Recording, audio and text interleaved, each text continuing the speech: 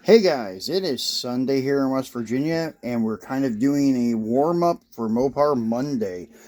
And as I mentioned the other day, that I wanted to show you guys the new layout because I took Mr.Norm's and made it into a modern Mopar supercar outlet instead of the classic stuff. So this would be Mr.Norm's if it still existed, like now or maybe 2 or 3 years ago. Because most of these vehicles are, I would say, 2023 and older, but nothing older than, say, 2005, something like that.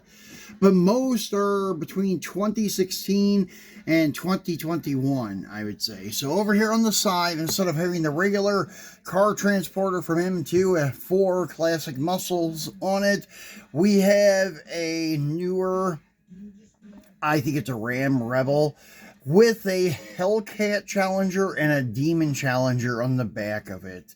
And then down the side, we have a few modern Challengers from Auto World. And then here's another one of those Ram Rebel pickups, a Durango, and some more Challengers and Chargers from Auto World.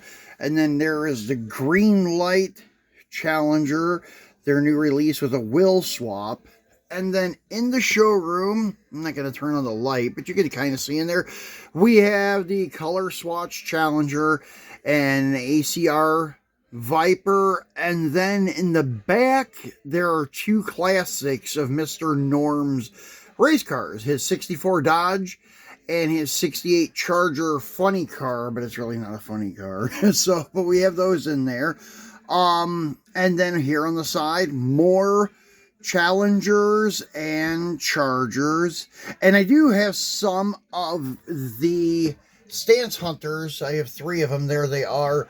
Those I didn't open and put out here just to help them stay dust free, because those things break very easily. Like the mirrors and stuff break off easily. So I decided just to leave them in the boxes. So here are some more Mopars in the lot, and my new, newer Green Light building. It does have a classic Roadrunner in it. That's kind of like their performance shop where they upgrade stuff.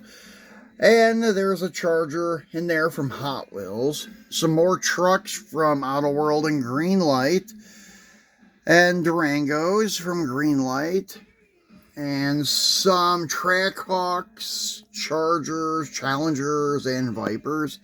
And then there is my race prepped Challenger with the Dukes of Hazzards decals on it, even though it is white. And then in the background, there's a bunch of Mopar race stuff. That didn't really change. There's some race stuff, some RLC Chargers, and the Fast and Furious Mopars.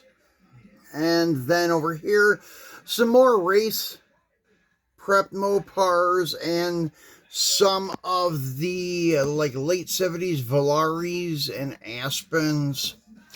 Then this shelf is a mix of stuff, so we're going to skip that one for now.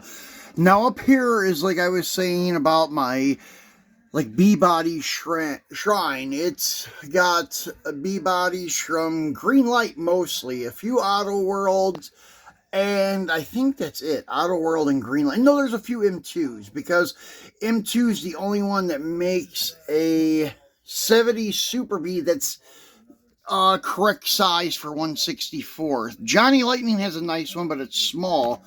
And sorry, it's hard to hold this camera still, holding it above my head. There's a bunch of really cool Mopars up here. And we're going to unbox probably some that are already on the wall here. Tomorrow, we have some 68 GTXs we're going to be cracking open. Over here are the 69 Dodge Daytonas, because they do not fit in these small, well, they were called brick rods in the Philippines, and I don't know what we call them now, just small PVC, like plastic boxes, but the Daytonas are too long, so I had to use a display case for them. And there's a bunch of 71 Chargers and some A-bodies. demons, darts, and a barracuda. And then here's my Christine shrine with all the cars from the movie, and even a couple extra 58 Plymouths, the different phases of Christine. I'm trying to get it where it's not glared so much. There we go. So pretty cool. And then I got my 1/18th Evil Christine from Auto World. It was damaged, but the price was right. I got it for free, so you can't really beat that. But it does have some damage, like the driver's door doesn't open, it's jammed, because I think the front end got pushed back, something like that, and the roof chrome was broken back here, and the front suspension was broken, but it displays nicely. That's why it's not in a case, because I figured it's, I dusted, but it's not really worth trying to preserve because of its damage, but it looks good here with the other small 164 Christine stuff. So that's it for our quick Sunday video, guys. I hope you enjoyed it, and we'll be back tomorrow with our Mopar Monday.